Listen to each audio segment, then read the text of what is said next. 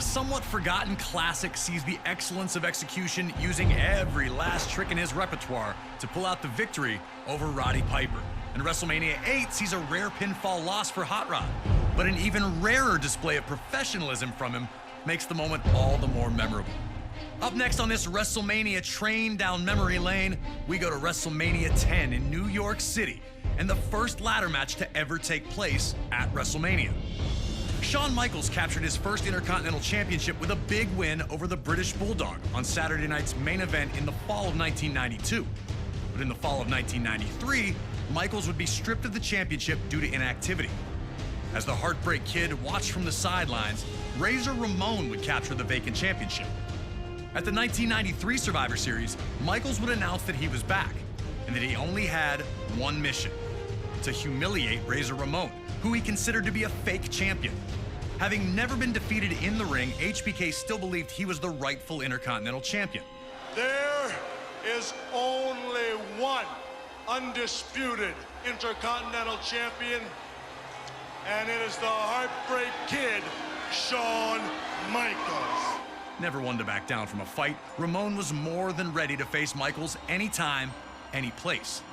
But Shawn wanted to play games with the bad guy, interfering in his matches and even performing Ramon's vaunted Razor's Edge finisher to taunt him.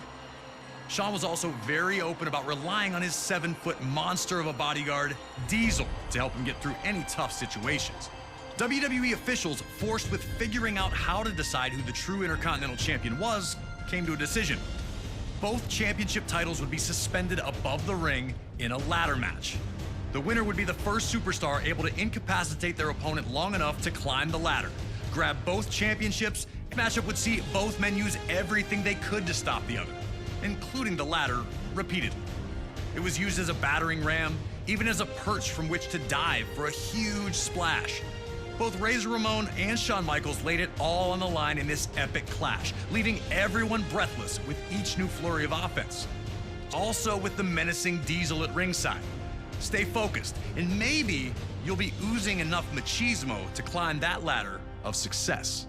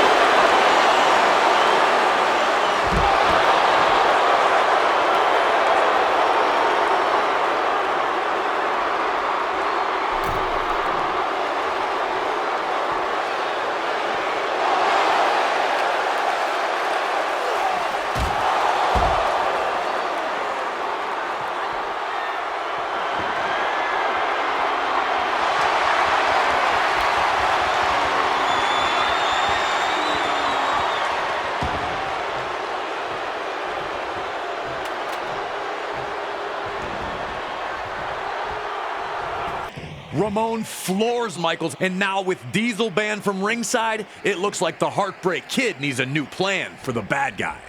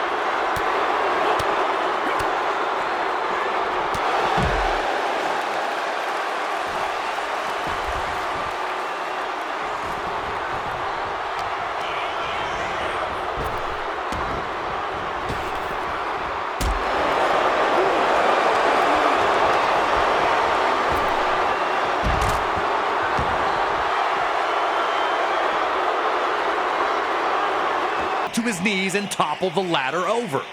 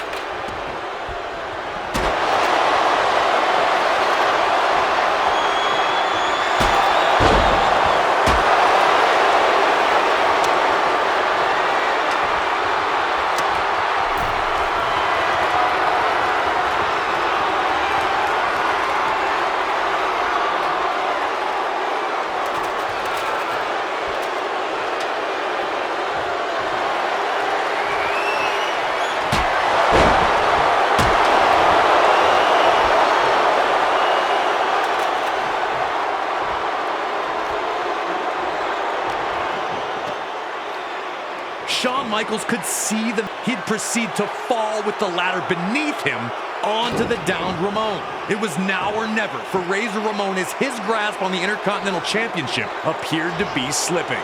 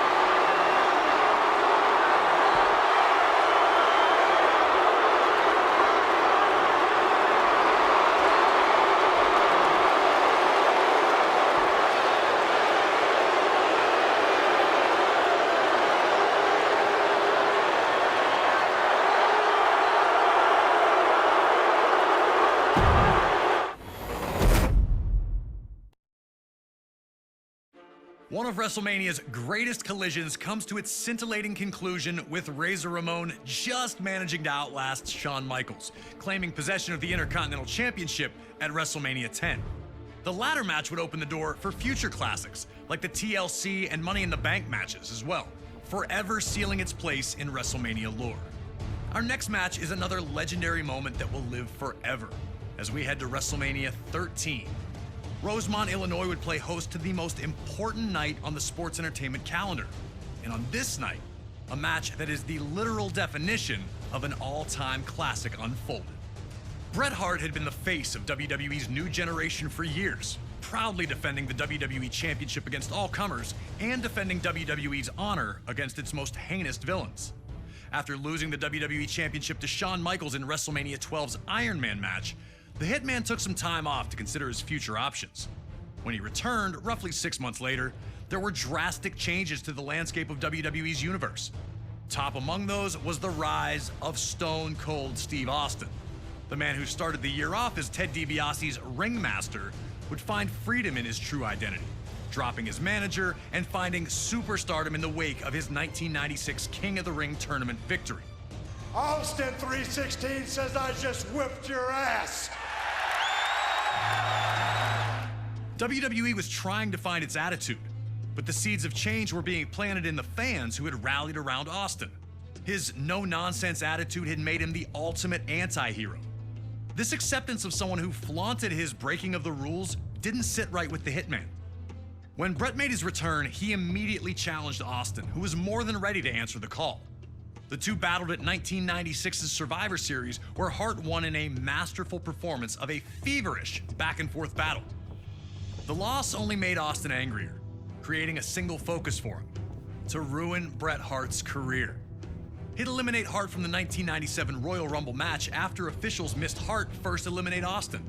The night after Hart captured the WWE Championship at Final Four, Austin would interfere in Hart's first defense on Raw, ending the reign before it could even get started. WWE officials would pit the rivals against each other in a no disqualification submission match. The loser would be forced to admit they were defeated by the better combatant. To make sure that order would be maintained, a special referee was assigned. And while Hart had the edge in submission wrestling, Austin was no slouch in that department. And he also had one other thing going for him: his promise to the world that he would never in a million years give up.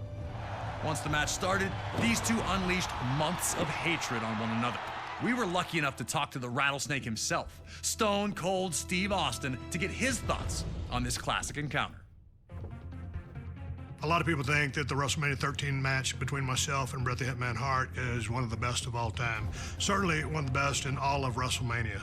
To me, it's a very special match because everything happened so magically, and specifically WrestleMania 13 cemented the legacy of who and what Stone Cold Steve Austin was. From start to finish, we started it off, we brawled out, we came back into the ring, we brought various factors from around the ring into the ring to use against each other. Some of the stuff backfired on me. It was full of chills, thrills, and spills. I gotta call a spade a spade. I mean, it is my favorite all-time match, and I've been to some classics.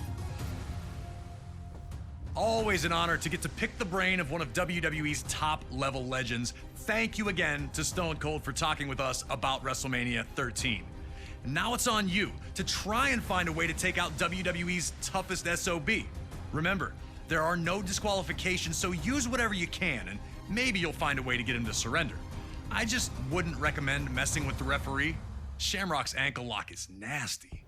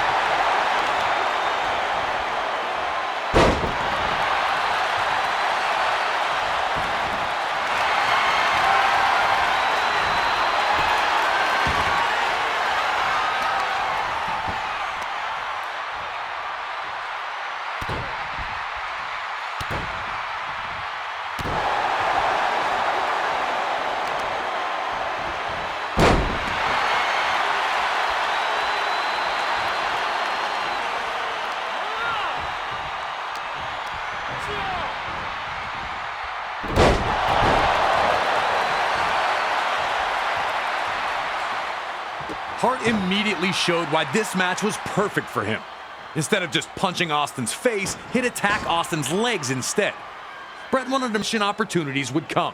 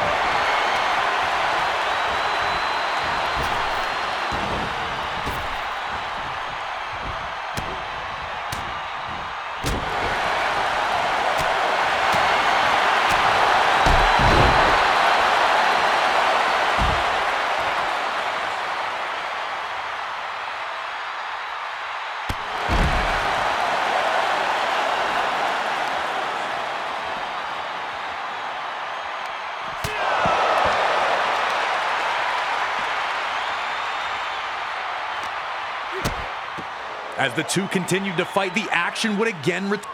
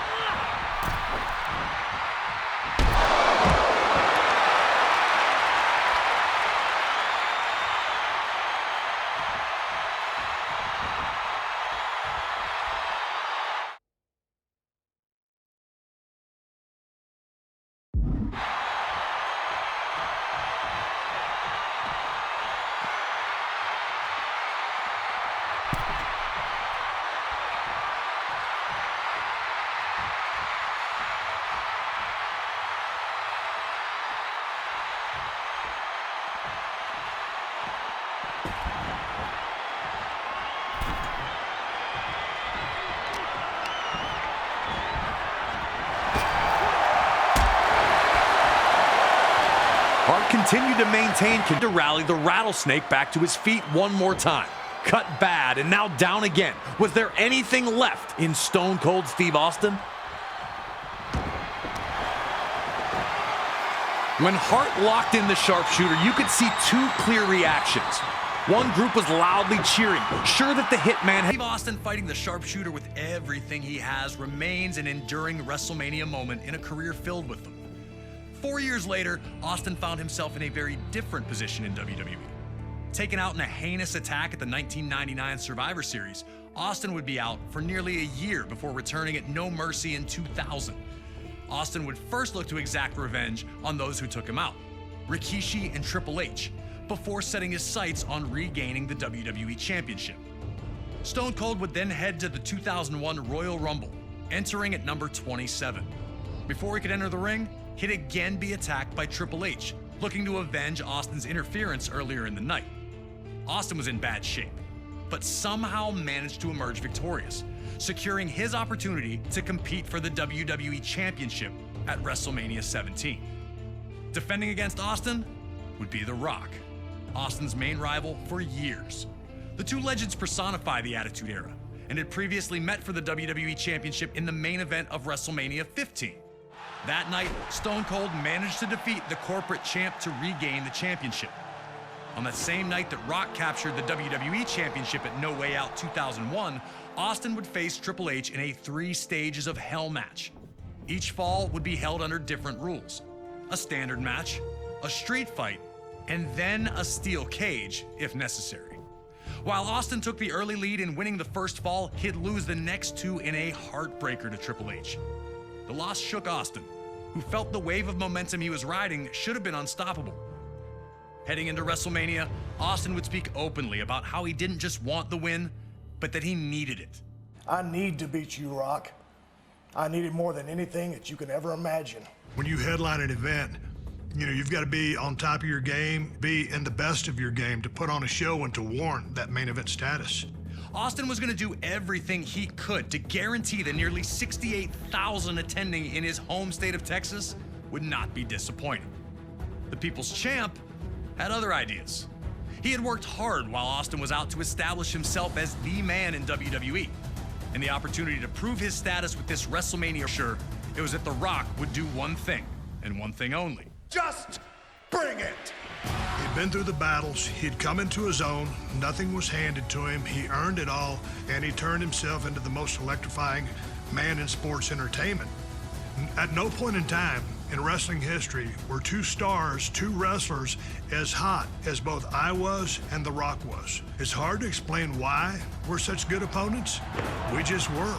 So now it's time for you to head into one of the biggest WrestleManias of all time, WrestleMania 17 in 2001. A night that serves as the pinnacle of the Attitude Era's excellence, with its 2 biggest names doing battle once again. Are you ready to open up a can on The Rock?